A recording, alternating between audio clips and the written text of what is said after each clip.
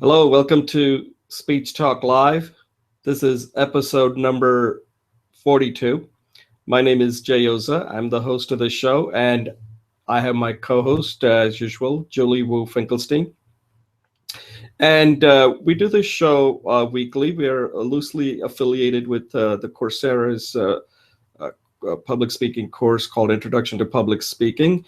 And we take these recordings and post it on their discussion forum as a way to help students who are trying to learn this difficult skill.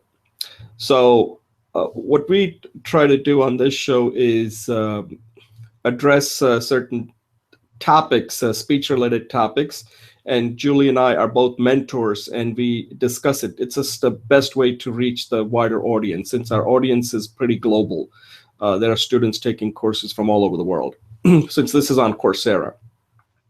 And the reason we do this is for a number of reasons. One is that we really take this skill seriously, and we want to learn, we want to get better, and there's no way to get better than to actually teach it. So whatever we're learning, we like to teach others, and at the same time, we also want to get better at this too. So it gives us an opportunity to practice, and at the same time, we want to help others, because there are a lot of people out there who really don't think about improving this skill, primarily because they are fairly functional in a sense that, they're pretty functional when it comes to social interaction. And even at work, if they're very good with some technical skill, they probably don't need to interact verbally that much. But that's all changing, folks. So this is a skill that we all need to get better at it, as more and more I find out that this is becoming the most important skill in just about anything. You can get to the certain point, but you're not going to get to the top unless you have this skill. Well, anyway, I'll get off my soapbox. Today's show, we usually have a 3-minute segment where Julie and I will basically freestyle, pick any topic and talk for 3 minutes. It's a good way for us to practice. And then we will move into our scheduled segments. And the first segment, I'm going to do, it's a discussion topic. I've recorded a video, and where I analyzed this famous speech that was given by Amy Cuddy, who's a professor at Harvard. And she gave this TED Talk. It's a TED Talk in 2012. And I analyze it because I think it's really a wonderful speech to analyze why it's working, because it's one of the most popular TED Talk for the last 2 years. It has the most number of views for the past 2 years. And this is from 60 Minutes, so I'm pretty sure they're pretty reliable.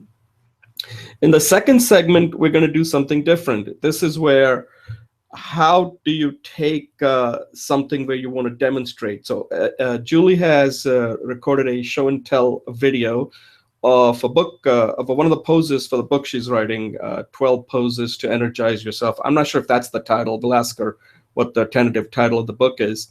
And I'll let Julie discuss that and talk about it. And this is another way of practicing.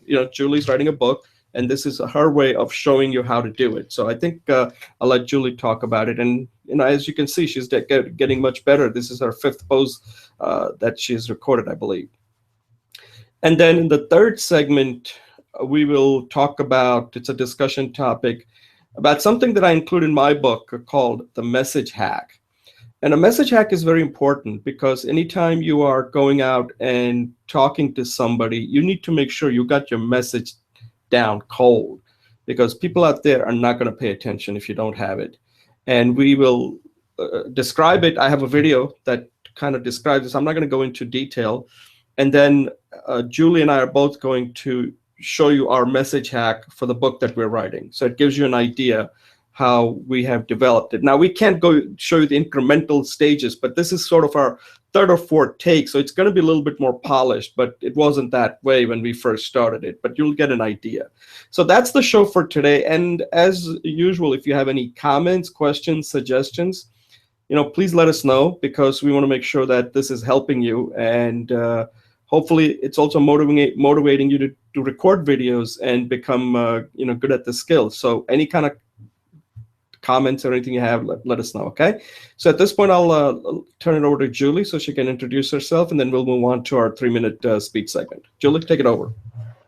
Thanks, Jay. Yes, doing these every Friday speeches, and we're on episode 42, is just so amazing for me. I just want to thank you for that. I am much more comfortable, as you will see, as you mentioned, because I've done it so many times. I can for sure in hundreds of times.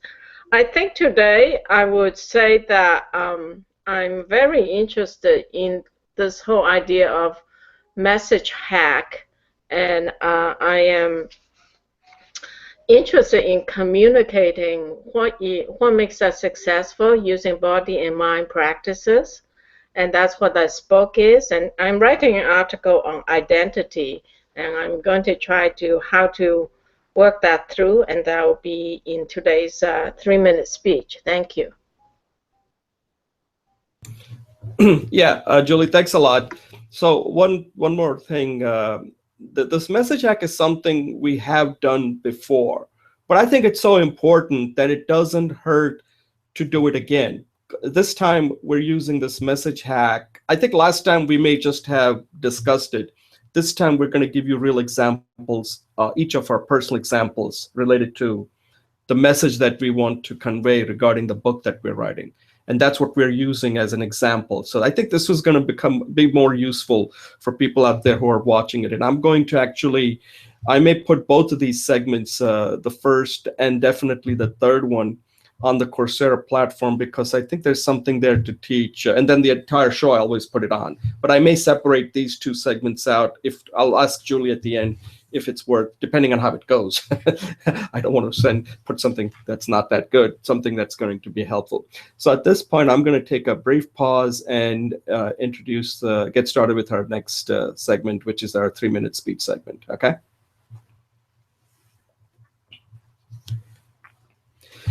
Okay, welcome back. My name is Jay Oza, and I have my co-host, Julie Finkelstein. And this is the 3-minute speech segment part of the show. And this is sort of our way of practicing, and also a way of also teaching others that these are the kind of things you have to do if you want to improve your public speaking skills. Now, I don't know how good we are, but like Julie mentioned, this is our 42nd episode. So, we're getting more and more comfortable. Probably, I don't know if you notice it or not, but we are getting. In the beginning, the reason I'm saying is because we have a lot of people who have joined us, and they just have not been able to sustain it for whatever reason. Some of because, they're working and all that, but we haven't seen any videos or anything. So I want to encourage people that this is something you got to keep doing. Nowadays, it's not that difficult. You got these cameras. You just put a play and start recording. It's not that difficult. There are no more excuses left, folks, not to be good at this skill. I don't want to hear people saying, oh, it's scary and this. And no, it's not that scary, okay? You just have to learn how to press a button. That's all it is. So I'm going to be hard on you. So at this point, I'm going to move on to my 3-minute speech segment. And this one is something that I started doing, and I haven't been that forthcoming. Many of you see these speeches that I record for these discussion topics for Speech Talk Live. But in my book, when I talk about the speech hack, I was looking at it. I give a more like how to get started. But then I think I should also be honest and tell you how I actually do it, because I think I've advanced past what I recommend in that in my book. So here's what I do, and I call it. I've tentatively titled this subchapter "One Shot to Kill." So what do I mean by that? What I mean is that I want to try to simulate what it would be like giving a speech in front of an audience. Because when you're giving a speech in front of an audience, you only have one shot. You can't go back and saying, oh, by the way, I screwed up. Let me give the speech all over again. It doesn't work like that. You're only going to get one shot to do it right. So the question is, how do you practice that? So what I started doing is, and I have lucky because I have a whiteboard right, left of me here. and I can write down what I want to talk about. Sometimes I don't even use it. And what this means is that, in a nutshell, I'll simplify it because I don't want to make this too complicated. If you go through brainstorming, coming up with all kinds of ideas, and then you come up with an outline, what I do is I tend to practice on my audio recorder. So on my audio recorder, I'll just take it out. I'll show you. So this is what I use to practice my speech. Okay, so that's what I do. So anything that I'm not happy with, I will just use this and listen to it. And when I turn on the camera, I want to do it on the first take. That's what I mean by one shot to kill. So the camera is sort of acting as the audience, that I'm just going to now get in front of the camera like I am speaking in front of an audience. So that puts a little pressure on me because I have to do it right. What I recommended in that speech hack is like, oh, you can go back and redo it, do multiple takes. I do that because there are a lot of people out there who have fear, and they've not done it as many as Julie and I have. So what I want to try to encourage you is that if you start doing that and you want to move on to the step that I'm in right now, the phase that I'm in, is that I do go through all the first few steps, like coming up with the ideas and then creating an outline. And once I have an outline, I'll just speak right from the outline. And what I do is I practice it on the audio recorder. Now here I can record it several times, but once I get in front of the camera, I really want to do it in the first take. I rarely do multiple takes. So I try to avoid that because that's the type of pressure I want. And if I can do that, then I know that if I'm in front of an audience, I'll be able to handle it. So I just wanted to kind of tell you about the speech hack that I've kind of advanced past what I'm recommending in the book. And I also included this part in the book too, that this is what I have kind of advanced towards now, where I could do it in one take, but it's not that simple. I do have to practice quite a bit to get to that point. Okay, so that's something you may want to try if you have started using the speech hack. All right, Julie, you can take over. What a great idea. Thanks, Jay. The way I do it is I give myself 3 hacks, and I find that gives me enough pressure and it gives me enough time to organize it. So that for me, the content is not the issue. It's more the performance. So the 3 hacks helps me to get more comfortable with my performance. So today, I'm going to jump right in with the topic of creating an identity. Amy Cuddy's talk was really wonderful. What she talks about is our body language affects how others see us, but then it also affects how we see ourselves. And I want to add this one more point, that as a self, it's a combination of body and mind, right? And they're really not separate, right? They're like this. You can't tell one from the other. They're intimately together. But one of the areas, and not only are they together, as a body mind, we're capable of learning and evolving based on the feedback loop. We get stuck when the feedback loop gets stuck.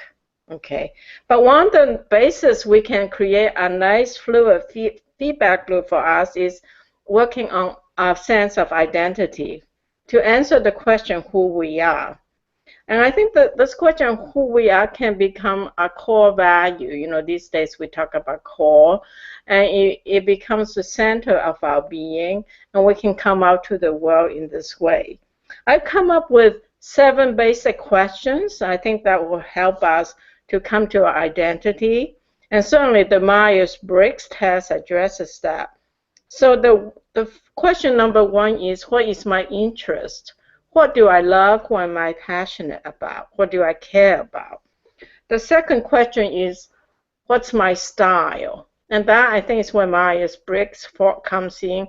Am I an introvert or am I extrovert? Do I inspire or do I control? Do I analyze or do I intuit? And I know there's one more. And then the third one is, what are the talents and the skills and the experience I have in the in my pocket, right, that I can work with. And finally, I don't think this is ever addressed, but how do I want to position myself in society? How much money do I have? How much prestige do I have? Do I want? How much money do I want? And how do I want to relate to my family? You know, those are relationship questions.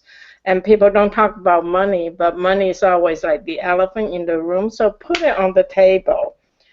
Okay, finally, the question is more existential, is how do I want, what is my place in the universe, right? We already opened up the relationship question because we talk about our relationships with our family. We can expand that with our relationship with our colleagues, our relationship with our community, and finally, our relationship in our existential being. Even as an atheist, we have a place in the universe of things. And all those questions, when you can do a brain map, I love doing drawings, is you can go back and circle the things that's really important to you. And that becomes your core dump, literally, right? And that's a question of who I am. And out of that, I think we can do a message hack, or, you know, I like Ronald Reagan's idea of anything that's important to you, you can put it in a page, right? Out of that, who I am, because of Amy Cuddy's speech and my own commitment and decades of work in the body-mind area, I think it would be very nice to role play, dress rehearsal, visualize, talk to a practice buddy, find a practice buddy. And this can be useful in 4 areas, I think. One is just how you position and relate to other people in the world. You know, if you are a caring person, how do you handle a conflicting situation? How do you, if you are an inspiration person, what are your levels of inspiration skills? It also helps you in doing your introductions, whether you're in a family in a social situation, in a networking, or in a staff meeting, or in the elevator, and your boss's boss is there. How do you make that time count, right? And finally, those things can help you develop visions and projects that are meaningful to you and is in alignment with your core values. So this idea of identity development, I think it's a very powerful idea, and I just want to present that. So thank you very much. Yeah, I think there's a book here. I think what you said is very important. It looks like you've been giving a lot of thought to this particular topic. The one thing I'm going to mention is yeah, this is my mind map. I just want to share. Oh, right, excellent. Yeah, so that's something you may want to like once you finished your first book, that's something you may want to like create more information and see if there is a book there. I think there is, but thank you. The one thing I'll tell you is what you mentioned about money. And I think one of the questions that people do not ask, I see people that are constantly just chasing money. And the question they do not ask, and I didn't ask this either, but then it just happened accidentally, is like, you know, I have a 401k and all of that. That's, I don't even pay attention to it, right? So that money is there, okay? Like the bank balance and all. And then, you know, I paid off my house and all that. So, and I don't have any, you know, brand new car. So I don't believe in taking on debt. Okay. I paid off my daughter's college education and all that. And then I asked myself, so this took a while, and I asked myself, how much money, minimum amount of money do you need to be happy? Now, I don't want, you know, people to say like, oh, I need this, I need to travel on vacation and all that. Those are not really necessary in my opinion. I'm just asking that, like, if you suddenly had to make a choice, like how much do you really, really need minimum to still be happy? You know, can you put a food on the table and all this? And I think a lot of times people just don't know what that number is, or they don't have an idea. Like in my case, I realized that once I paid off my house and I don't have any brand new car and my daughter had graduated, that I really don't need a lot of money. And then just trying to chase that money, there are so many other things that you're going to have to pay, that you're going to have to compromise on. and you're not going to be happy. Like if I had to suddenly go and start chasing money and take on a typical the sales job I had, I would be traveling, and then I wouldn't be spending time. My health probably wouldn't be good. So there are a lot of trade-offs there. And I think it all starts with, like you said, you got to know, because you got to, like I said, we all have to pay our bills and stuff. But I think people overestimate that. They think they need a lot more than they really do. And because of that, they just keep on chasing something. They want more and more and more, and they're not asking that fundamental question: what is at the end? What are they going to? And then it's too late. So they got me thinking when you mentioned that. I think we have. I think we should do another dialogue session on money, life, and what's important. All right, yeah. So let's do that, because this could because there are a lot of things you raised in that identity. That's why I was saying that there's a book there, because each of those things you have to really ask yourself. And even the one about the practice buddy, I think, is so important. Just from what I like, the value I get from just talking to you. And I think people need to figure out, they need to get a buddy, whether it's anything you're starting. Anyway, I'm digressing. There was this one talk I just watched. I'll send you the link for it. It's a professor at Northwestern. His name is Brian Uzi. And he's done a TED talk where he talks about how working in teams has changed so much from the old days, that 90% of the research, the people who write papers are in teams, compared to 10% that are done by individual. And it's very interesting. I'll send you the link for it. I don't want to take up too much time since we have a pretty full schedule today. All right, so let me take a brief pause, and if you can mute your line, I'll start the next segment.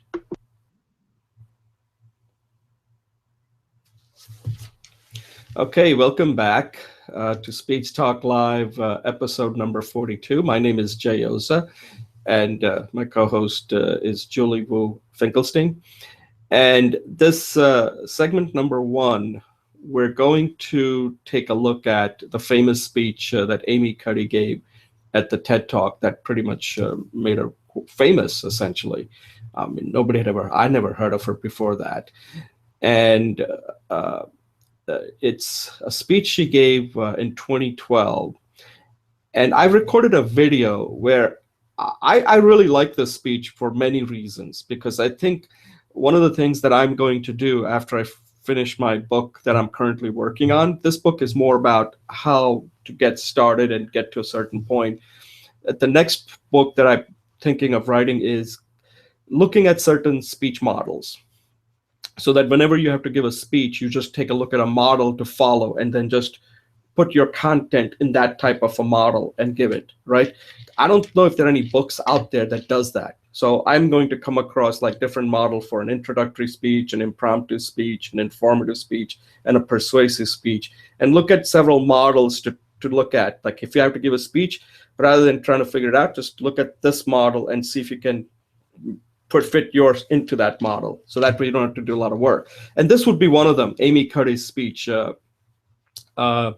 And what I like about it is, like I said, on 60 Minutes, they mentioned that this is the most popular TED Talk for the last 2 years. It's been the most viewed. So I went back and I said, let me listen to this and see what is it that makes this TED Talk work? What makes it so great? And I came across 7 things that she does in this, okay? Now, I didn't want to go beyond that. I'm sure there are more there, but I think 7 is pretty sufficient here. And I said, if I had to ever give a speech, I could use this model and what she does. And the one thing, I was just like talking to my dad, and I said, if I asked you that I want you to listen to this talk from this professor who's going to talk about her research, would you be interested in listening to it?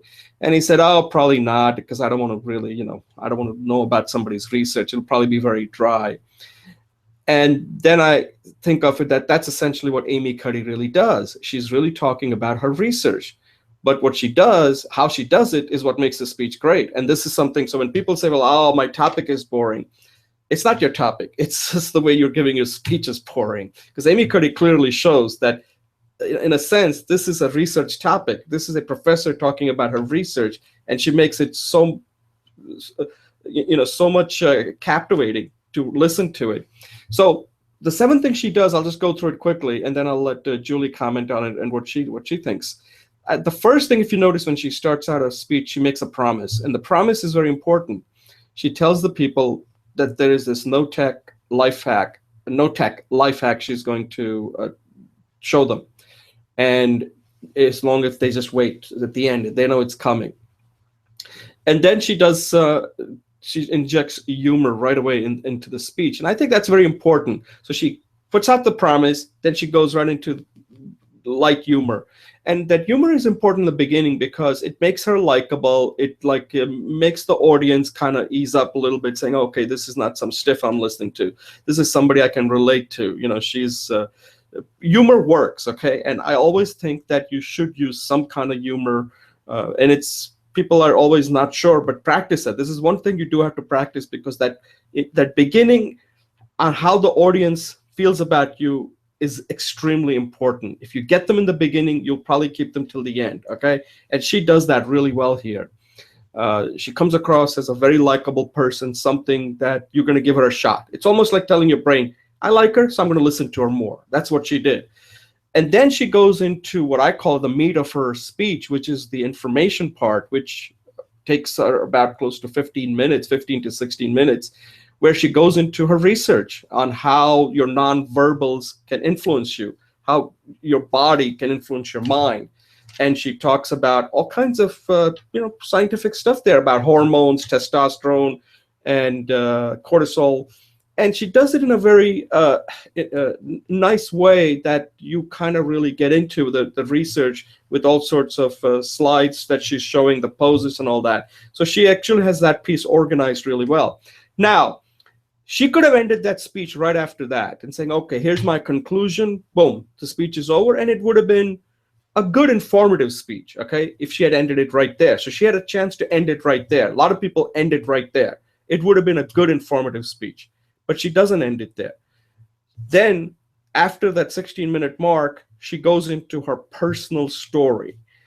And suddenly, everybody's now like, oh, she's now going there. She's telling about her personal story. So there is some why here. Like, why is this particular topic so important to her? So she essentially ties the research to her own personal story.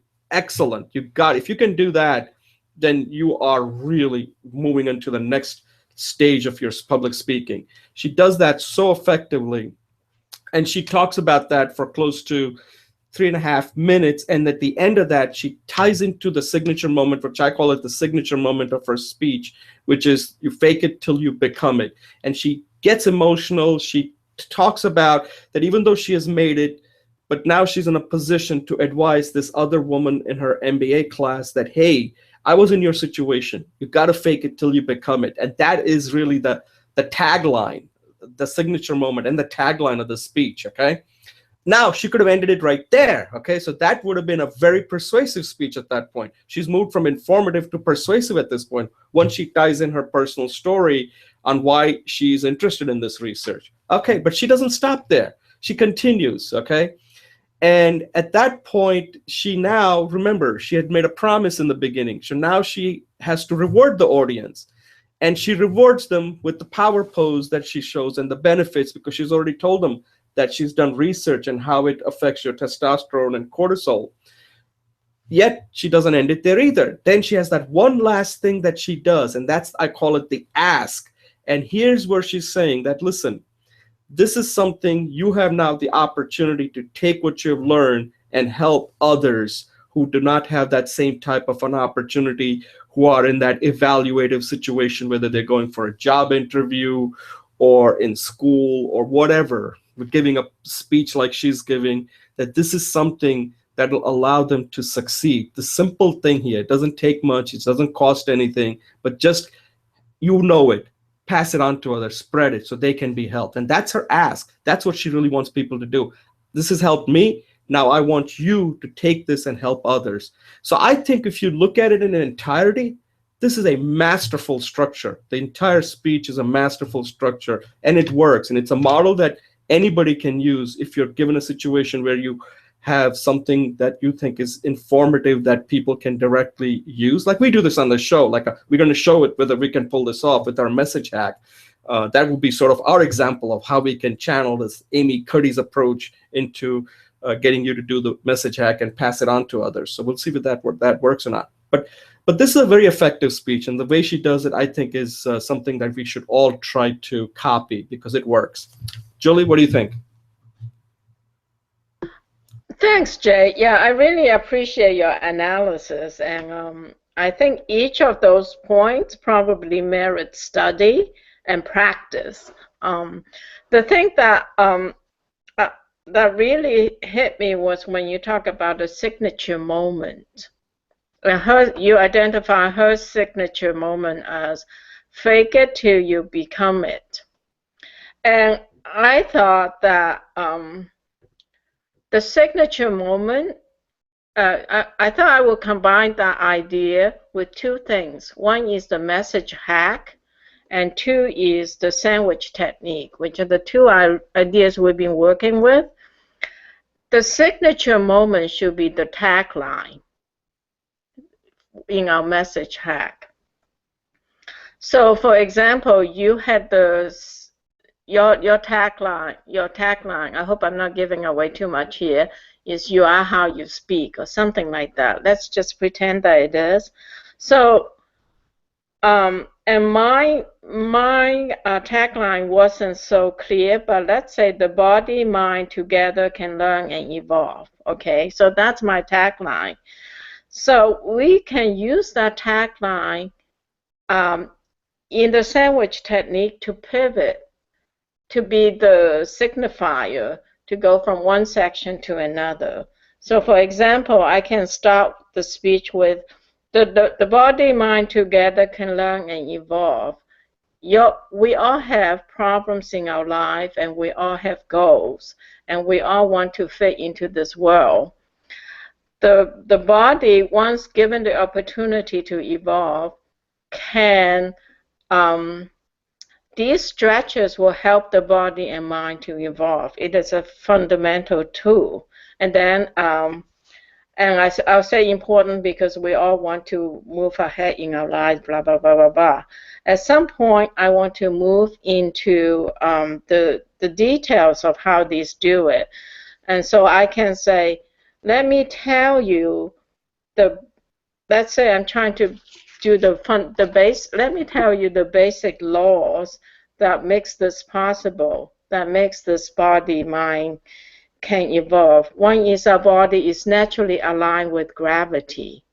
And so when we are with gravity, our body is efficient and functional. Two, awareness, attention, and intention changes things. When you do these stretches, you do it with awareness, and so on. So let's say that whatever number of points I want, I can say those are the reasons why when you do those poses, it helps our body and mind to evolve, to learn, to problem solve, and to master tools, and to feel serene. And then I'll say, when you do these speeches, you can blah, blah, blah, basically summarize my points. And at the end, I could say something like, well, I've given you the why it's important in your life to have the body and mind to evolve. I've given you the principles. Please do these stretches. So I just thought that it was a very elegant way of putting all the stuff we have together. And I wanted to share that synthesis with you. Yeah, right. No, I agree. But overall, I like what she does in the beginning. So I think one of the things that I think you definitely, I think we can all do. I think if you're ever teaching somebody, and this is a format that I think may work very well with what you're trying to do, is that you start out by making a promise that I'm going to, and I'm not sure whether you do this, I have to see, I don't remember now, the triangle pose, that, hey, I'm going to show you this simple pose that's going to make this much of a difference. But then you don't show it right away. Then you go into and inform them. Now, before I show you, let me just explain to you what this thing is really going to do. And then you can talk about how it's helped you. You could talk about like what this pose really is. and some of the, if there's any research to back it up, then include that. Then you can basically then talk about personally how this pose is helping you, and then you can show them. That's the reward. Now you've got them involved, engaged. Now you can reward them by showing the pose, and then the ask could be, so now you have learned it, go take it and show it to your loved ones or your friends or anybody out there who can benefit from it. So there's a real formula here that could work really well with what you're trying to do with these energy 12 energy poses. What do you think? You're muted. Yeah, no, definitely. Just I agree. Maybe we can talk about that offline, and maybe we have another dialogue on how we can you can apply this formula to someone else, like to my speech or to your speech. So that's great. So I think you came up with a very nice formula, and now what you just said is giving me an example how it can apply. So maybe we can talk about that and expand that into another dialogue or another speech, because that's how people learn, right? They learn the idea, then they see how it's applied. So, right. Great idea. Yeah, that's why I wanted to kind of, because I think this is one speech that is a good model that I think, like, if you ever have to show somebody, hey, I want to show this, you can say, well, here's a particular model and why this model works so well. So that's why I wanted to kind of bring it up. All right, I think we pretty much covered this. So we're going to move on to our next segment. So let me just take a brief pause, and then I'll introduce you the next segment. Okay. All right, welcome back to Speech Talk Live. This is episode 42. My name is Jay Oza. I'm the host of the show, and my co-host is Julie Wu Finkelstein. And in the second segment that we're going to do, Julie is going to has recorded a video based on the book that she's writing about 12 poses that can energize oneself. And in this one, she has recorded a video where she's showing this pose or stretch called triangle. So rather than me talk about it, I'll let Julie introduce it, and then she can just ask any kind of feedback, or maybe just what she's trying to accomplish with this pose. So Julie, why don't you take it over and explain to us what you recorded and this particular pose.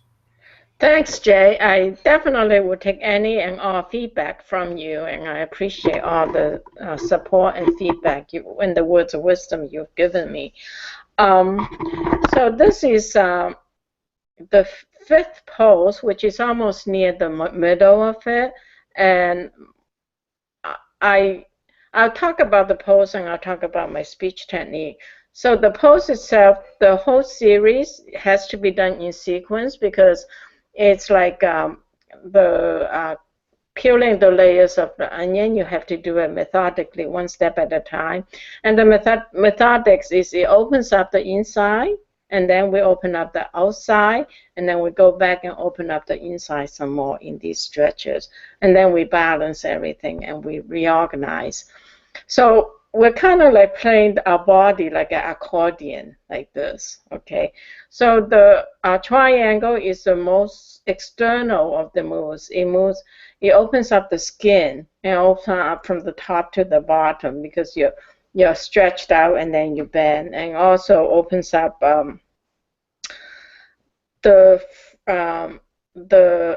way to the fingertips. So the psoas and everything, the whole spine is aligned. He introduced the idea that the body is elastic, in the sense that when you pull it open, the body opens up. And then the other concept is that the body is plastic. So when we sit down and reorganize in the Shavasana, we hold on to this new possibility. So elastic helps us open and continuously expand. Plastic means we hold a new shape. So that's basically the triangle. It's a classical yoga pose. You can find it anywhere. So in terms of the speech, then in the introduction, I introduced the concept of what the triangle is doing, the inside and the outside, and I introduced the concept of the accordion. In the details, I demonstrated it. At that point, I closed my eyes. As a presenter, I should have kept my eyes open, but as a matter of fact, you can choose that. Um, and then I did the conclusion, which is where the awareness is in asking the audience to do a self-audit. My own self-evaluation is this, is one, I could keep the eyes open during the speech, and two, I didn't have a transition between the speech and then the conclusion. So I could probably have added a little bit more or made a clearer break that this is a triangle, it does this. Try it for yourself, and here's the self-audit question, something like that. Thank you, Jay. Yeah. Yeah, I like this. I think you pretty much hit it on the nail. I'm not sure if I can add more to this. That the transitions, I just think I think the focus on this one was to show them I think you did everything well here. I just think just make sure that people understand that before you do it, like, like tell them and just kind of elaborate more on, before I show you this particular pose, let me just tell you what this pose can do for you. So they at least have some idea. And then you're going to demonstrate it and let them know that, this is going to be a quick demonstration. It's not like something where I'm going to spend it, because in real life, if you're doing it, it could take a little bit longer. You want to be very careful on how you do it, because, you don't want to hurt yourself. So I'm just going to demonstrate it quickly. When you do it, you should take much longer. And then after it's done, just say, so now you saw the pose. If there's anything that they should really know about, like, this is how because remember, you are like an expert at this, right? But if somebody's doing it for the first time, what should they really watch out for? Because if they see you, they might think like, wow, this looks so, you're making it look so easy, right?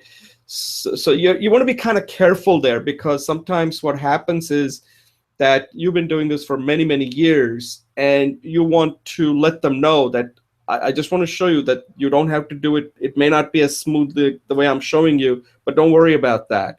And you kind of, because a lot of times what happens is that people will give up if they feel like, my God, she did it so well, I just can't do it, or they could hurt themselves. So you just want to say, look, start out just simply, and then once you get more flexible, as you get more flexibility, but you got to start slowly, because otherwise you're just never going to get there.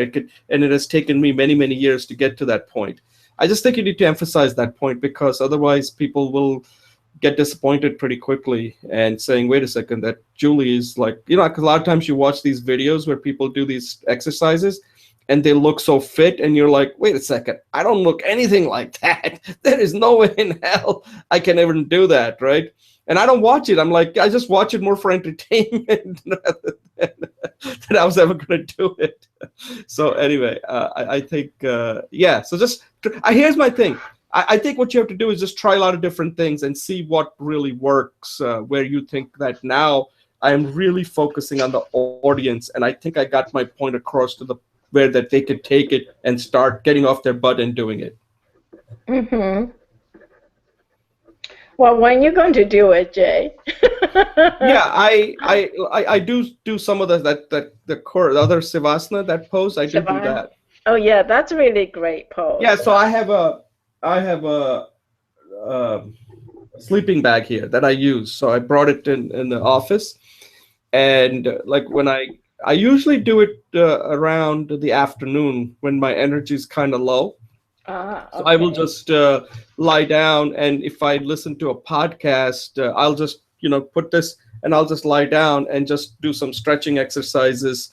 I also have like a ball. I have something where I'll just do some stretching exercises, and then I'll just take a nap, and just that energizes me for the rest of the afternoon. And then it takes it's amazing. Like I think more companies should actually allow people to take naps in the office, because it rejuvenates you. This idea of like, oh, you show up for work and you just continue, because your body is not something, it's gonna do what it's gonna do. You can't try to fight it. And a lot of times we fight it, and we're not that productive. We start making mistakes.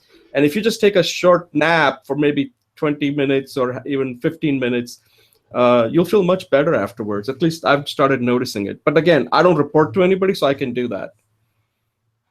Yeah, yeah, it is going to do what it's going. The body is going to do what it's going to do. I think that's a great quote. Yeah, a McDonald, a McDonald in the Hamburger University, they do have a quiet room. They have a meditation room where the room is dim and you can just go and sit. A lot of times people. Because like this is what I do. You know that savasana that you demonstrated, right? Right. So I'll just lie down and I'll just do like 5 deep breaths, and I'll just like put my hand on my diaphragm. Is that what it is? Your belly, yeah. Yeah, and I'll just take some deep breath, boop, like deep breath. I'm not going to show it right now, but I take deep breath, and I usually say, okay, let me do 5, and then I'll just lie down, and then I'll come back and do 5 more, and I'll just do that and that just relaxes me. Yeah, and sometimes great. I might just like take a because like I said, it's one of those things that you have to try, because like you said, some places they have a quiet room, and in my case it's pretty quiet, right, because I'm the only one here, and it does work because you don't realize that there's so much noise that we deal with every day that sometimes you just need that quiet room and not talk to anybody and just kind of reflect or contemplate or meditate.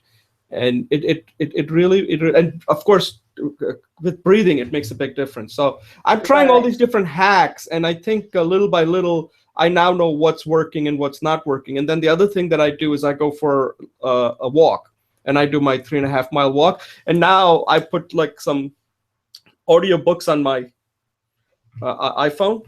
Mm-hmm. And I'm able to finish more books that way. And right now, what I'm listening to is from a public speaking point of view. I downloaded this live recording of Zig Ziglar. Oh, sure. I don't know if you've heard of Zig Ziglar. Sure. And I'm learning his style, like what makes him so good when he's giving a speech, like how he tells the story, how he uses his voice is so lively when he's talking. And I said, I need to understand that. I'm not specifically interested in the content, but how he takes one topic and he does so much with it that it's something we can all. At some point, I could give a talk on that. Like I said, I listened to that. It's a short one. It's not that long.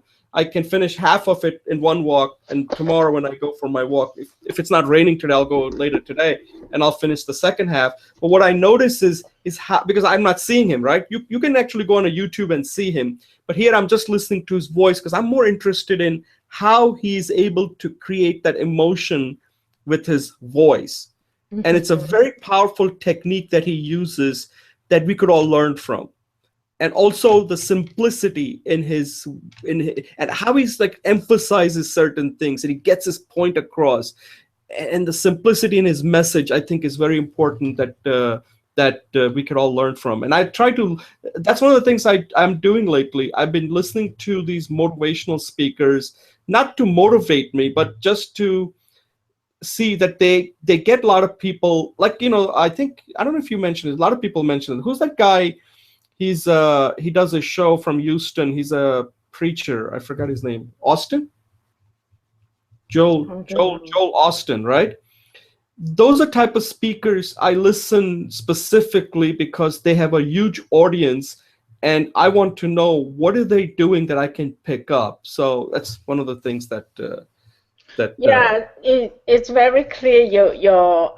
Actually, it's very interesting that you said that, because I don't know when that happened, but this week your voice and your emanation, your energy and emanation, and your voice was much bigger this week than even previous week. So something clicked for you this week. I don't know. Maybe it's because I've been listening to Zig Ziglar and I see what he's doing. It's the way he really because remember when you. Yes, that's exactly what I'm seeing more in you. So that's very good. Yeah. All right. We'll stop here. Otherwise, but at one point I can talk more about that because Sure. I'm going to write about that. I write in my book, but I don't go into a lot of detail. But I would like to have a discussion around that. And you don't need to purchase it because a lot of this stuff is already on YouTube. You can watch.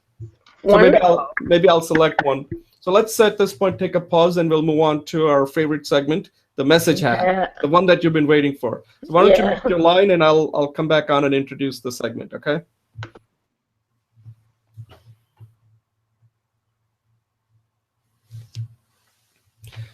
All right, welcome back to Speech Talk Live episode 42. My name is Jay Yoza, and we're moving on to our third segment and have my co-host, Julie Wu Finkelstein.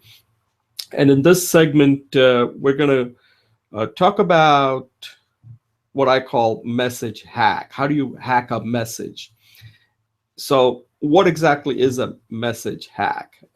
Hack is something you kind of like try, iterate, incrementally make it better and test it out till it starts working for you, right? So that's what a hack is, something you do it quickly rather than spend hours and hours and then find out it doesn't work. Hack is something you kind of put together something quickly and then test it out, and if it doesn't work, try it again.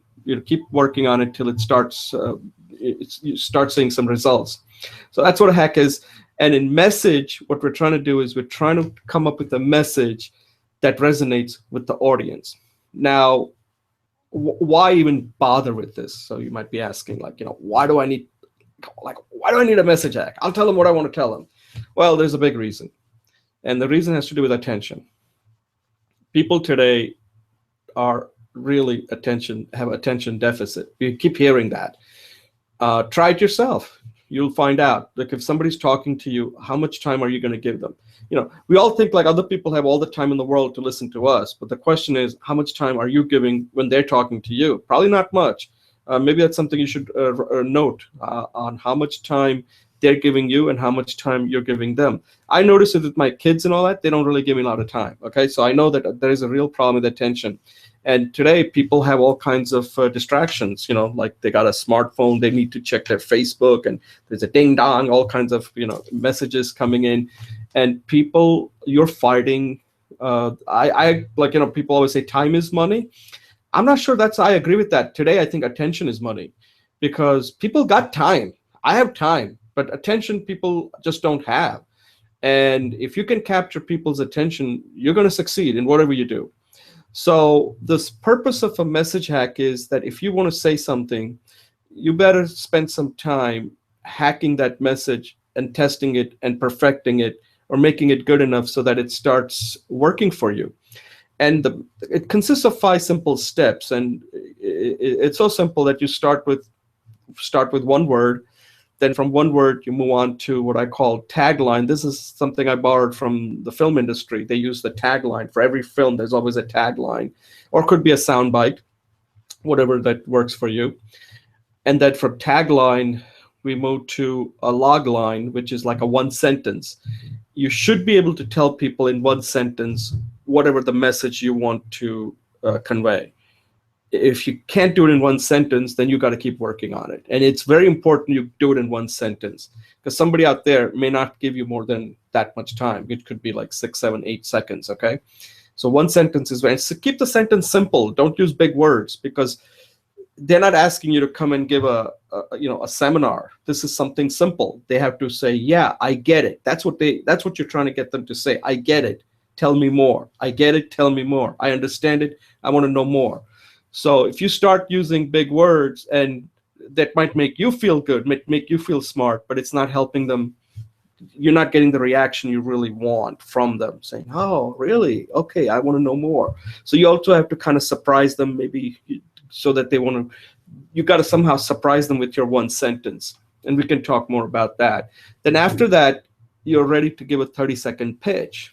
And this is the pitch that should be tight, that pretty much captures it in 30 seconds. Because again, people are not going to give you, if you got to 30 seconds, means that you're taking away 30 seconds of their undivided attention. That's pretty remarkable if you can get that, where they are really going to pay attention to you for 30 seconds. You got 30 seconds, okay, of somebody's attention, where you know they want to listen to what you have to say. So you got to make it count.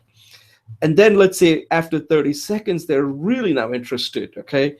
Then you can go into your 3-minute speech, and that's it. That's as far as you're going to go. After 3 minutes, if you got to talk more, uh, at that point, you're getting into almost like giving a formal talk. It's then you're getting into a point where somebody's going to invite you to say, I like what you had to say. Why don't you come in here and give us a 15 to 20 minute or maybe a half hour, etc. At that point, you're ready to sell. At that point, you got to close the deal, whatever the deal you're trying to close. Okay, if it's a book, then you better ask them to invite you to come and give a talk on a book. So in this today, what we're going to do, Julie and I are currently both writing a book, and we're going to use our book as using this message hack to convey the message of our book. So we ourselves are going to be example of how we're using this message hack, and we're doing it for the book that we're currently writing. So Julia, any comments on, I know you've been using this message hack. What do you like about it, and what works for you when you're using this message hack? And obviously we're going to see an example later of the message hack you've put together for the book you're writing. You have a muted. Thanks, Jay. Yeah, I really like this message hack technique. Of course, Mark Zuckerberg at Facebook was known famous for his hackathons. So hack actually has two different definitions. One is that doing something illegal. The other one is just hack out something. So instead of we're both from the system areas. Instead of going through like a long systems life cycle and then not knowing what it is just prototype it. Just instead of trying to think it through, just do it. So it's almost like using the body of our, instead of just like using our mind, we're using the body of our community, and to launch this and just creating a shorter feedback loop. So I really like this idea. I don't really start. I start off with a couple of sentences. So I think in terms of doing a sentence, but I might come up with 2 or 3 sentences, and one of them will be more appealing or some combination. Out of that, I go back up to the tagline, and I'm still challenged with the one word, because I think with the one word, right now I'm kind of thinking about what it's about, but really it's what will grab someone's attention. So that's why I'm playing with the one word, as you know. So the purpose of the one word is not clear, but since you talk about attention so much, is how does that one word grab someone's attention rather than what is this article about? I think that's a change in the orientation. And then I go back and I do the elevator speech, and then I take the elevator speech and make it into the 3-minute speech. Excuse me. And it's very nice to work with you because we kind of bounce off each other, and I think our work gets much more powerful that way. Thanks. All right, why don't you get a drink while I talk? Yeah, you're right. I think we're using the word hack here as a way of testing something quickly and see whether it resonates. So you can call it like hack it till they get it. By that I mean is you got to keep hacking it till the people, the audience, or whoever starts getting it quickly. I guess that's so. If they get it, that means your hack is working, because attention is one of those things where they should get it quickly. It's either hit or miss, and with hacking, that's what you're trying to get, because again, you're trying to get there with the limited amount of attention that you're going to get. You have to make it work. So to give you an example of what a hack looks like, we can go through an example that we have worked on, both Julie and I. And Julie, I cannot see you, so I don't know what happened. If you're still there or we lost you. Somehow I'm seeing your name, but I don't see you. So while Julie's coming on, I will start. I'll give you my example of a hack that I've created. So I'm currently writing a book on public speaking. So this is the I have to come up with a message. So if somebody's asking me, let's say if it's a informal event somewhere where say, hey, what are you working on? I guess I'm working on my book, and they'll say, what is your book about? And I can say, uh, my book is about speaking. So that would be my one word, right? That's my one word. My book is about speaking. And again, it's one word because the one word should pretty much capture it, right? It should be so general that it should capture it. When people say, well, I'm having difficulty with one word, you got to try that because a lot of people do struggle with this one word. So uh, then the tagline would be like, so, what is the tagline is like the main thing you want them to remember. Okay. Now, I'm not saying that it's going to go in the sequence, but this is the way you prepare for it. So the soundbite that I want them to kind of take away is this one: you are how you speak. So as you can see, the word speaking is now still being used in the tagline. You are how you speak. So I've given them more information. So it's telling them the book is about speaking, and the thing that they can go and take it. The reason I'm using tagline is that's what I want them to tell somebody. So if they go and meet somebody and say, hey, do you know this guy named Jay Oza? He just wrote a book called You Are How You Speak. It's pretty interesting. You may want to go talk to him. So that gives them something to take with them. It's a takeaway that they can go and have a conversation. People like to talk about people. And if you give them something to talk about, then they'll talk about you, right?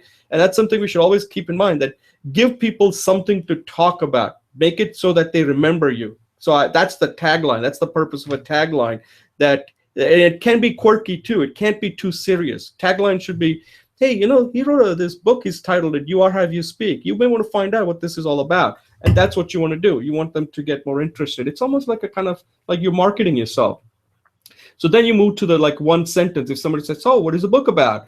And I'd say, well, the book teaches people how they can become a great speaker and deliver a memorable experience to their audience. And that's where I'm at right now. I'm not saying that's the way, this is my hack. I can keep on improving it. But in one sentence, I kind of capture what the book's about. It's teaching them how to become a great speaker so that they can deliver, and they can also deliver a memorable experience, right? And that's what the book is trying to do. And then said, oh, that's interesting. So then I'm moving to the 30-second speech. At this point, if they're not interested, I'm done. I'm not going to give somebody a 3-minute speech if they have no interest in my book, okay? So that's the whole point. So don't think like, okay, please stay here till I finish my my 30-second pitch in a 3 minutes. It doesn't work like that. You have to improvise. You have to see where it's appropriate to use it. So you're prepared, you're armed, and now you're ready to use whatever bullets you need to get your point across, right? So the 30-second pitch would be, this is my 30-second pitch that I have written for this. So everyone would agree that you need public speaking skills to succeed both personally and professionally. So why many people still suck at public speaking? I think it has a lot to do with fear, time, method, and knowledge. Look, fear is constant, so you have to just overcome it with other three. You have to put in the time. There are no shortcuts when it comes to developing this skill. But time alone isn't going to do it. You need a method that'll help you develop skills and perform those skills when the stakes are high. The book will teach and show you how anyone can master this skill and deliver a memorable experience every time. So that, in a way, is my 30-second pitch right now, and I keep on tweaking it. Remember, this is not perfect. This is something you have to keep on tweaking it based on the feedback you get on how the audience that you're talking to is reacting to it. But you have it. You sound like you got your blank together, okay, when you have these messages. Because a lot of times, it's not what you say, it's how you say it. If people think you sound like you got your blank together, then they'll assume that you really do, that this guy, he knows what he's talking about, and you got to practice it. A lot of it is that creating that perception. So let's say I'll just finish this up with my 3-minute speech now. Okay. So if somebody's interested and I got their attention and say, Jay, I'd like to invite you. So tell me more about it. Like if I want to invite you to come and give us a talk, what would you tell us? So this is what I would tell them. So at this point, I'm getting remember, 3-minute speech is something you're not going to get often. Okay, this is where you're trying to close a deal where somebody's really interested. And this is what I tell them. See, so here's where I'm going to start now. When people ask me how they can become a great speaker, I say simple. I tell them to follow what I teach in my book. I teach them not only how to develop the skill, but also teach them hacks they can use to deliver a memorable experience to their audience. Public speaking skill is important for your success today because everything is getting more complex and people's attention span is getting shorter. So those who can quickly inform, connect, influence, and persuade will win. Public speaking skill is important. Okay, what makes speaking so difficult is that most of us are good enough speakers, meaning that we can get along with people both socially and at work. So we don't really focus on improving this skill like we do with a hard skill like programming. But sooner or later, you will hit a wall like I did. When that happened, I found it difficult to learn this skill since I thought I was already a good speaker. Like many, I overrated myself with this skill. My book focuses on skills development and delivering a memorable experience, and what you have to do to continue to improve as a speaker. The real talent of a great speaker is to make things easier so people are motivated to make a change. And that is what this book teaches you. The skill does take some time, so you have to start now, so you can succeed both personally and professionally. If you follow what the book teaches, you too can speak with confidence, whether it's one-on-one, in a small group, or in front of a large audience. So that's my 3-minute speech right now. And I kind of stumbled it because there was one sentence that I somehow have it written 3 times for some reason. I don't know how that happened, but that's why I got a little. So that gives you an idea that this is the exercise that I'm going through in creating my message. So again, it's one word, the log line, the one word, the tagline, the log line, the 30-second pitch, and then the 30-second pitch, and then the 3-minute speech. And that's all you need. If you do this much, believe me, this is not that easy, okay? This is hard. This takes a lot of work. But you should always do this first, because if you can't get this right, nobody's ever going to invite you to come and speak, because they're going to make decision based on this, not based on that, hey, I have this wonderful book. So this is a very important thing to do in whatever you're doing, whether it's for a job interview, whether you're trying to promote your book, whether you're trying to promote your some sort of your skill that you have, some talent, whatever. You need this. This is where the rubber meets the road. This is where it all starts. This is really your first product.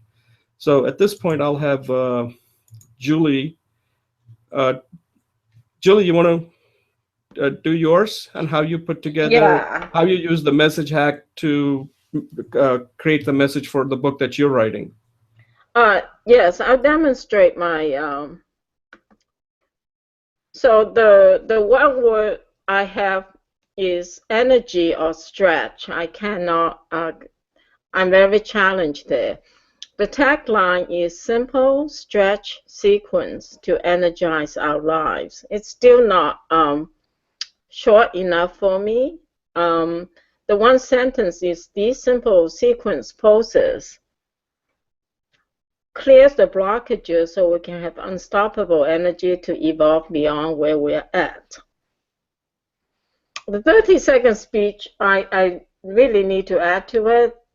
These simple sequence poses help us to relax our body and mind, release blockages and frustrations, and live fully energized and doing whatever we desire.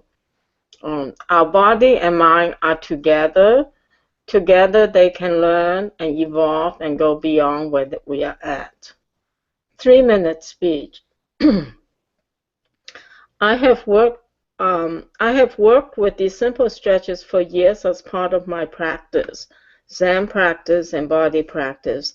These stretches clear my random thoughts so I can focus on my days and do my meditation. I find that I'm more energized and consistent when I do these stretches. I'm going to share these simple sequence, powerful poses with you. The secret is in the sequence. Um, they help to release physical and psychological blockages so we can be naturally energized to achieve our goals and live up to our potential. Our natural heritage is to be consistently evolving and growing. I learned them from my Zen body therapist teacher, Everett Ogawa. Sometime during my practice, a few years after I started my practice, my traumatic patterns kicked in full force, and I was so depressed I could do nothing every day. I could just sit and be still. These days, those days, the days that I could watch TV was a very good day. I couldn't even meditate, yet I was able to do these poses and stay my mind. As I do so, my mind focused on the poses, my body calmed, and I slowly recovered. Many others have been helped. Let me tell you a little bit about the poses, the foundation of these stretches so that we can discover and evolve, so our bodies become resilient.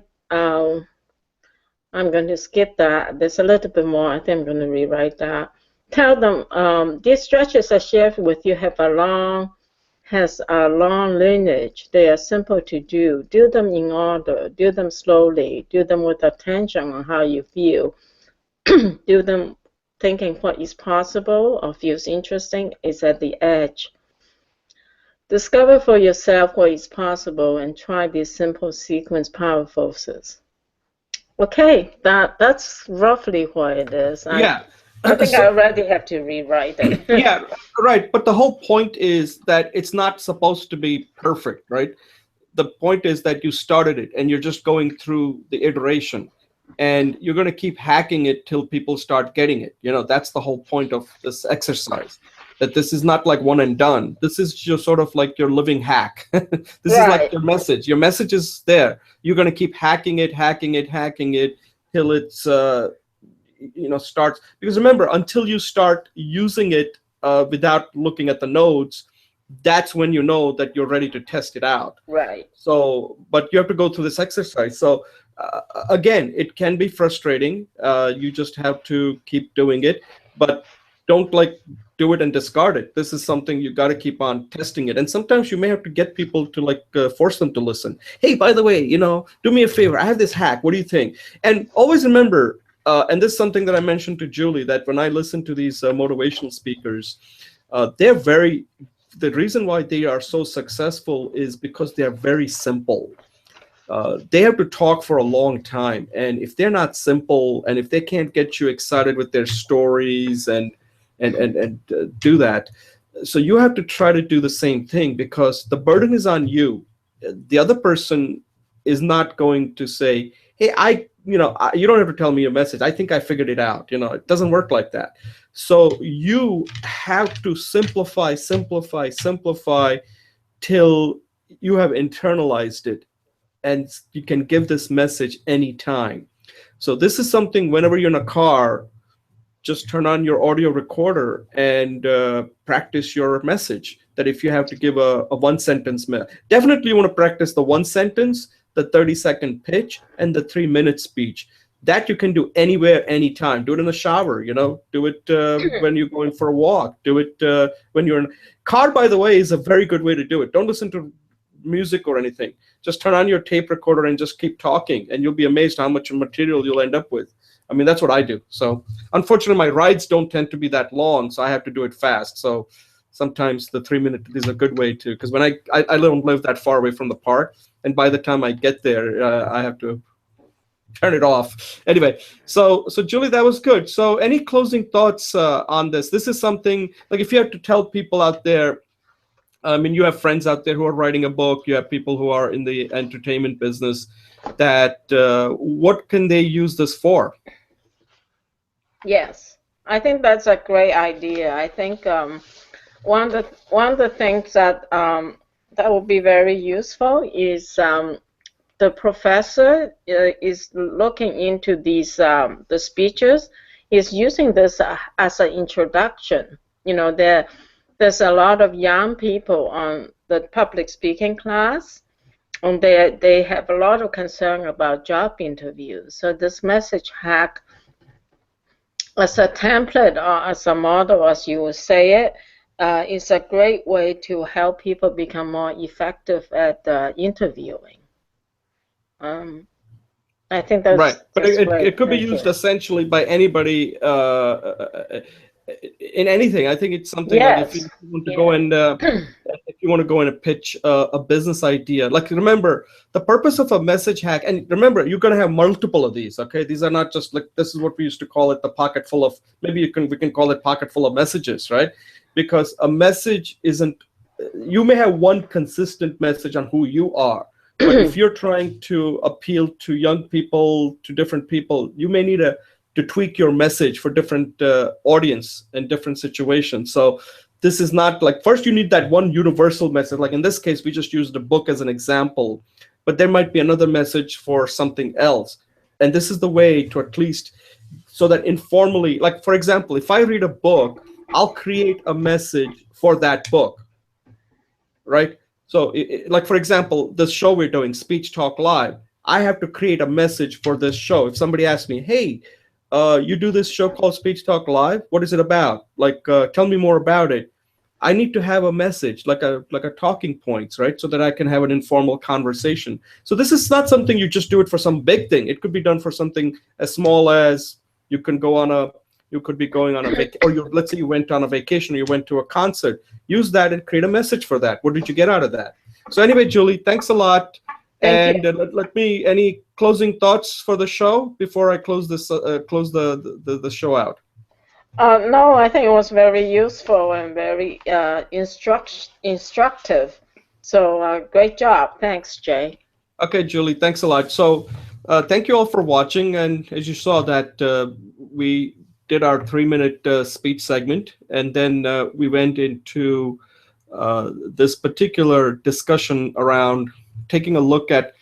We didn't really review the speech, but we used Amy Curry's famous TED Talk and kind of showed you that this is a good model to use for anything that you're doing. And we kind of even discussed it when you talked about Julie's recording of her triangle pose, that model could be used for that too. And I want to thank Julie for recording, sending us that video to use, and having a discussion around how to demonstrate something in a video, and so that's another way of using the video to communicate, to show something that you're doing. In this case, Julie's using it to show people how to do these stretching exercises to energize themselves. And in the last segment we just concluded, we talked about how to create a message, and this could be for small thing or could be for big thing, but the idea remains the same. So let me conclude by saying that you are how you speak, and that part you control. Look at us. We're getting on this show.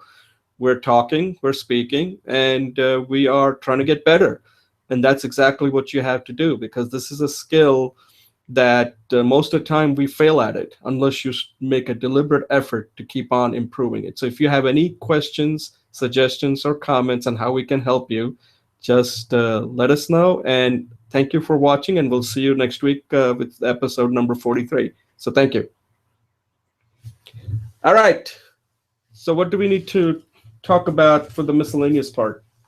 Okay. So I don't know if you want to, but I wrote some notes when Oh yeah, go ahead. You had some comments on the speeches, so go ahead. So let me hear it now.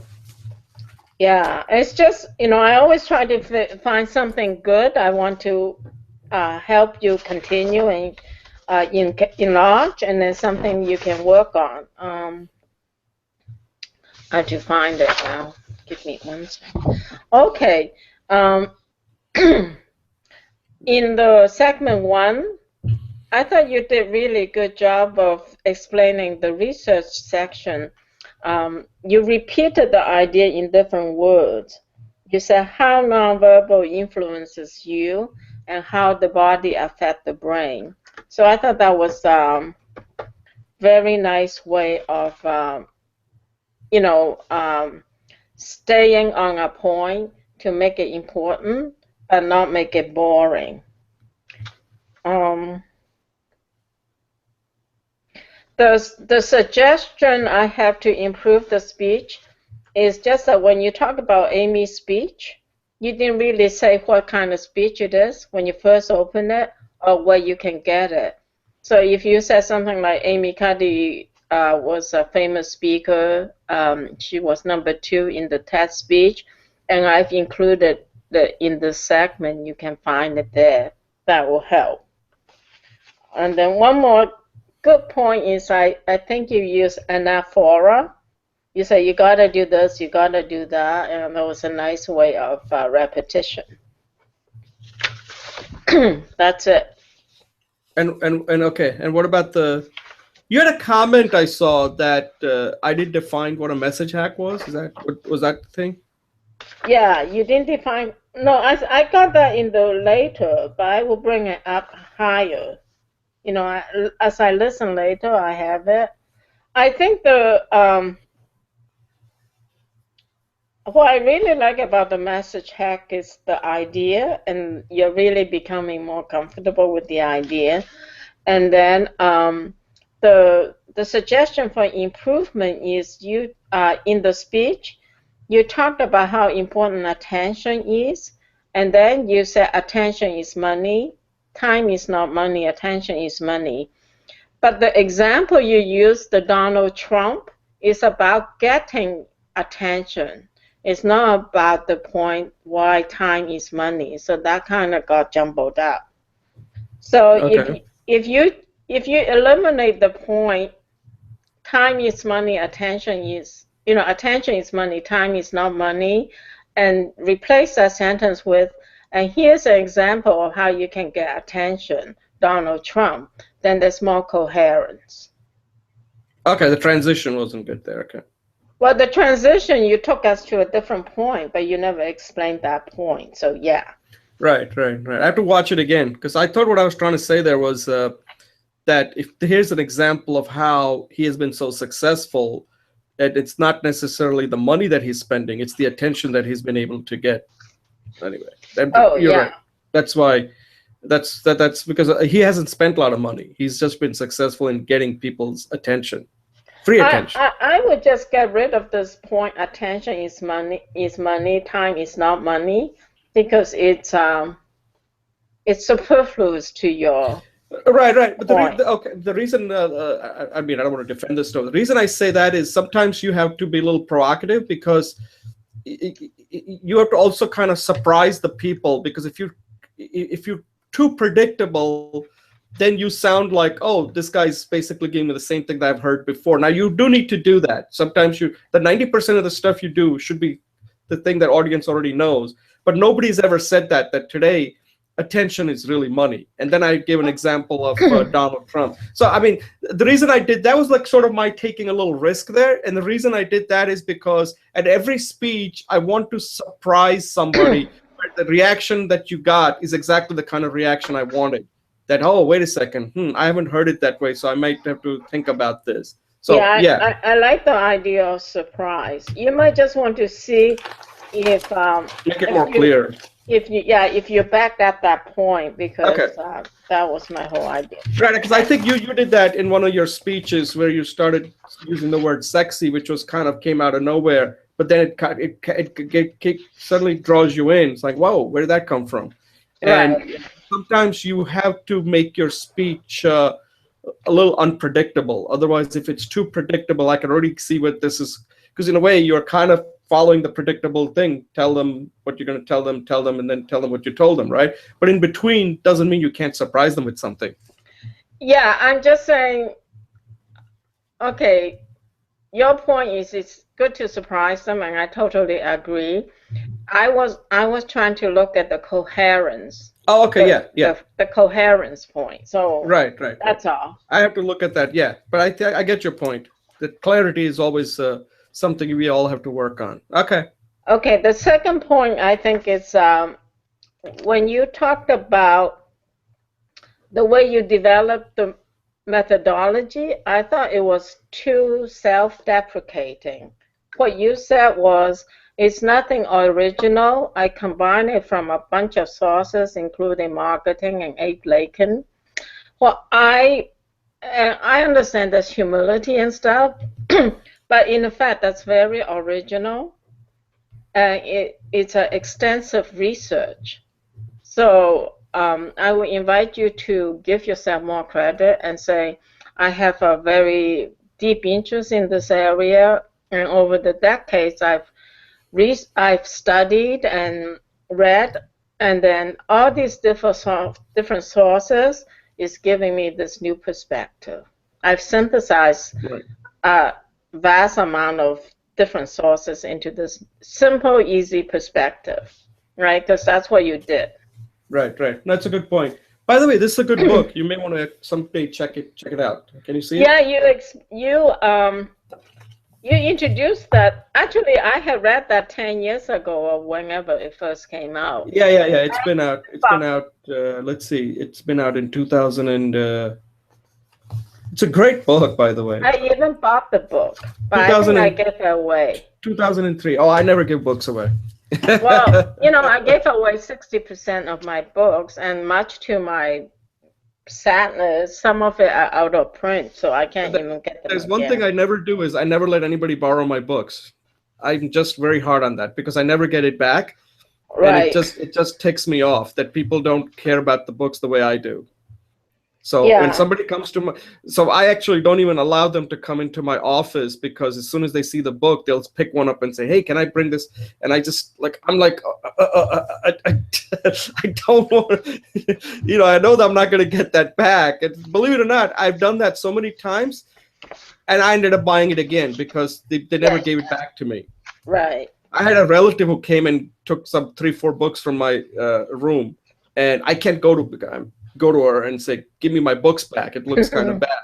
So I had to go and repurchase all those books again from the marketplace. Okay, so of course, overall, I think the message hack is a great idea, and I think your body language, your energy was much more. That's the one I saw that there was a lot more energy, and actually at one point I think you moved forward. Oh, I thought that was really, really good. I don't know in which, in the Amy Cuddy one, at 7 minutes. It's the first time I saw you actually physically took a step. oh, you like that? It was very clarifying. It really showed the pivot. Oh, okay. And it gave the audience a time to let the information settle as you move. So that was very good. I have to watch it again. Okay.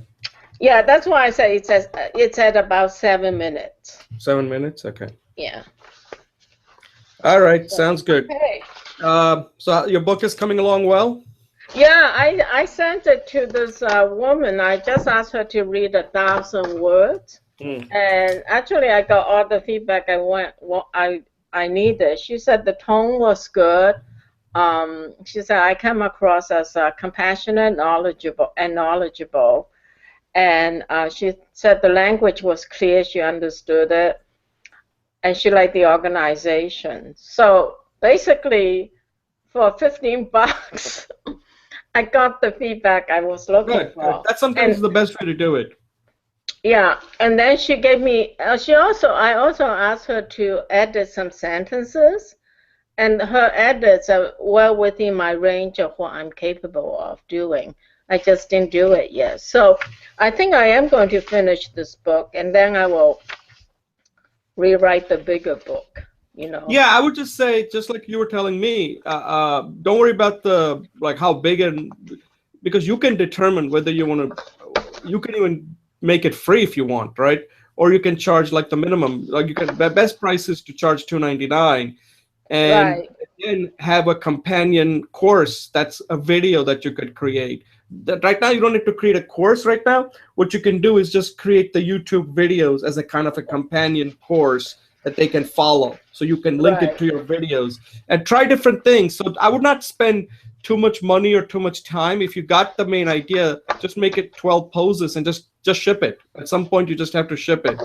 And then once you Yeah, ship it, but don't once you forget, ship this it, is only 3 months. I've only worked on it for no, no, three no. But I think months. at this point, you and I are both kind of getting stuck. And I'm in the mode right now that I have to ship it because Right. until you ship it, you're not an author. I'm not stuck at all because I wanted to take a break to get feedback. So I got some feedback from Patty, and I'm not sure I agree with her suggestions because one, she said the expanded table of content was very confusing for her. And I think that's true for her because she's writing a fiction. You know, she's writing a novel. So she won't want to give away. But maybe that's true. Maybe I'll just pull it out and put it into the introduction. You No, know. I don't think So table of contents. I don't think is a comment. I mean, table of contents is just there because you gave me that comment, and I agreed with you that you need to be able to show people so that they can navigate because nobody reads the book. A fiction, you're right. It's you have to read it from start to finish. You don't jump over okay, so places. you think the table of content is okay the way it Yeah, is? yeah, yeah, yeah, yeah. For nonfiction, table of contents is very important, not for fiction. No, I mean the expansion with Yeah, the yeah, couple yeah, yeah. sentences. Right, right, right. Okay, Because sometimes that's what I want to read because that'll tell me what the book is about, and then I'll select right. which section do I want to jump to, rather than because Okay. like if you notice if you've read Jane Austen's book, it's just chapter 1, chapter 2, chapter 3, chapter 4, chapter 5, Right, like right. right. Maybe one word, Yeah, right? that's it. No, that's it. There's no real explanation of what that chapter is about. It's just that's how they wrote in those days, and you just have to read from start to finish, and that's it. Whereas a nonfiction, that's not the way it should be. Okay. Okay. Nonfiction content, table of contents, very important. Okay, great. Thanks. So, I don't know if you're interested. I thought it might be interesting to have a dialogue on money and identity and what's important in one's life. Right, right, right. So There's another one you said the nature of collaboration, I and think the there's buddy part is very important. I think that could be a. Why don't you take a shot at that one because you do a lot of buddying with people. So why don't you take I that don't one? know what you mean by take that one. You mean just get people's feedback, or No, is no, that no, no, no, budding no, up no, with no, no. people? Record a speech on the importance of having a buddy, whether you're writing a Oh, book, the whether you're buddy thing. the buddy, Okay. the buddy approach, the buddy approach. So why don't you come up with a name for that and record a Okay. video? Yeah, take a pause. I think you already have recorded a lot of the poses. So next week, instead of a pose, maybe you can also include a discussion topic on. Okay, so since this is for this speech talk live, use it in the context of becoming a good speaker on having a buddy. Why it's so important that without a buddy, it's very hard to improve on your own. That you can find a good buddy. First of all, what are the things you should be looking for in a buddy, and then what are you expecting from a buddy? It's sort of like a one-on-one two-man mastermind group like that, right? Where you don't need a lot of people, but you need that one person that you can count on. So come up with some ideas around the buddy approach in developing a particular skill, whether it's a speaking skill, whether it's a book or whatever. I don't really want to do that right now. I'm really working on identity because I'm trying to get a freelance article together for identity. So I don't want to take on a new topic. So All right, if you I'll take that then. I'll take that. Okay. if you don't want to talk about money and identity, I'll Because take another. I think we did the identity. What part of identity you want to cover this time? I'm going to have to think. I'm thinking about maybe uh, I don't know, maybe relating that once you have your identity together, talk about where money sits in the identity. I think that you got really excited talking about that. I Oh think yeah, that's yeah. like the elephant in the room. Right, right. Because at the end, yeah, yeah. So just focus on, instead of trying to boil the ocean with the one speech, just say, listen, I want to talk about identity. There are three parts that I want to focus on, but in this speech, I'm going to focus on the money part, because that's the one that a lot of people don't really, it's important, but they don't understand what that really means. Like, what is it? Everybody wants more, more, more money, but sometimes you have to ask yourself, what does more really mean? For what, right? Like in a way, you're creating more insecurity for yourself, right? And that's the thing. Like, a lot of people out there are going to keep on having more and more money, and what are they missing by trying to, like, what is the minimum you need? What are the things you need to take care of? Well, And then see, ask. I don't want to take it that way either. I'm sorry. That's also your perspective. My perspective is people want money and they want to make money, but they're afraid to say that. So, Okay, take it whatever angle you have, and I can always comment on it, right? right, right. I mean, it's your speech. You can put it. You can have any point of view you want. It just means that then I'll just comment on it. Yeah, you can comment on whatever you want, but my whole point is this: since I've worked with about many people, a lot of people, maybe it's only women, but maybe men too, maybe women more, is they're very unrealistic about money and their identity. Um, so people will say, like you're saying, people want to chase after money. My point is people want to make a lot of money, but they are afraid to say that, and then their identity gets confused. Let me put some points together. Maybe what we can do is have a dialogue, because I Yeah, think maybe instead of me crafting a speech, I could craft a speech, and then we can open up, instead of like talking about the speech, we can just have a dialogue. That would be fun. right, right, right, right, Does right. that make sense? Yeah, I Send think. me some of your key points. Your point is people chase money. No, no, no. I don't know what my point is. What I'm saying is, what I've noticed is, and something that I think we've all kind of fallen into trap of it, that most people do not think of money. Like, what exactly money, when they think of money, is always one thing. You got to have more and more and more. And I'm saying that it's like this, if you want this, then something else there's got to be a trade-off somewhere, right? So everybody wants everything, and that's just not possible. And a lot of times, the I part that like that idea of a trade-off. Yeah. that like, what are the three things you have to balance? And that's the thing, that sometimes people are just chasing money and they want to be happy, right?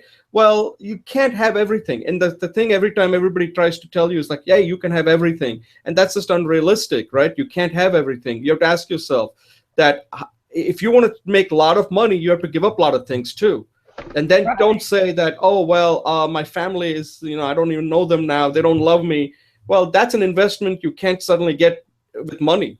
Again, that's a deep topic, but a lot of things I've been thinking about this. That's why when Well, you go, I think we should have a dialogue. right, because when you mentioned money, it suddenly triggered. I said, wait a second, that's a big topic, because a lot of people out there always think about money, and it's not. They never ask themselves, what is the right amount? Have they even given thought to it? Because when you mention money, the knee-jerk reaction is like, hey, I got to make more money. Hey, I got to get more bigger raise. But then ask yourself that, if you got a good job that's giving you a lot of things, maybe the big raise is not really what you want. But everybody's conditioned into thinking the way, because money is measurable. These other things are not measurable. I can't measure your happiness, but I can measure your bank account. Well, okay, so we have 2 points. Let me play with that and see. Yeah, I'll send you the Uh, recording of this, because there's a lot of stuff that we're talking here, and you'll get an yeah, idea of which let, one. let me let me start. What's your angle? That's the thing you have to work on. What is the angle that you're taking regarding The money? angle I want to take is identity and money. How money and the relationship between money and identity. Like, how money is defining your identity? It's how some people think they have to have a lot of money to be successful, or some people are ashamed to talk about money because they think there's something shameful about it. And um, I'm not clear. Let Yeah, me. I think you want to be careful there, because if somebody is just thinking that unless they have money, first you have to understand that money is important. So you don't want to say it's not important, because everything out there, people out there are not just going to give you things. You need money. The question is, at what point does it start affecting you in a negative way? That's, I think, is what I. Okay, that's what you want to talk about. No. I mean, that's one angle. I'm not saying that's. Let me ask you the question. Can you talk about money and someone's identity? Yeah, because people are defined by their money. So that's, money is defining their identity. They're known for their money. And is that the identity do they really want? Do they want to be, do they want to be defined by, do they want their identity? Like, do I want to know, like, I don't even know what you're worth. Okay. I know you as a nice person, somebody that I get along with, somebody who's very helpful and all that. That's that's the identity that I have of you. Okay. Right. But if, let's say, you are like a wealthy person, then that's the part that's dominating me. Like, I'm really having a relationship with you, not because of all these other things that I just mentioned, but just because of that, hey, Julie Wu Finkelstein is this really wealthy person, and I may be able to get some help from her somewhere, right? So the question is, when you meet somebody, how do you want them to know it? As the person that you are, or the person based on how rich you are, the money that's defining your identity? How do you want to project that to the other person? I don't know. That's, yeah, I think that's it. I think that's where you and I have a common interest, what you just said. So let me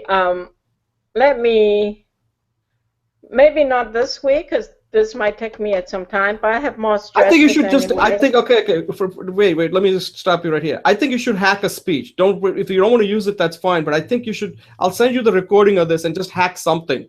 All right. Okay. So don't worry about if it's perfect. Just hack whatever comes to your mind. Just write down some few points and just bring it up and just say, Jay, I don't want to use this, but this is my hack. And then we can develop it further like that. This is part of experimentation, because I don't want you to work on trying to build up a perfect speech all the time. So just hack it. Oh, you know? Believe me, it's not even perfect. I just want to have some coherence. No. But again, you can do your best. At the end, it's how I react to it, how other people react to it, right? All right. So I think, thanks a lot. That was helpful. So I'll send you the link of this this miscellaneous talk, and you can get some ideas and see if you can hack a speech on money together regarding identity. All right. I'll do that. All right, Julie, thanks a lot. As usual, you did a great job. So did you. Thanks for all your effort. And if any question, I'll just put it in the document, okay? Sounds good. And enjoy your weekend, and I'll talk to you later. Okay, you too. Thanks. Okay, bye. Bye.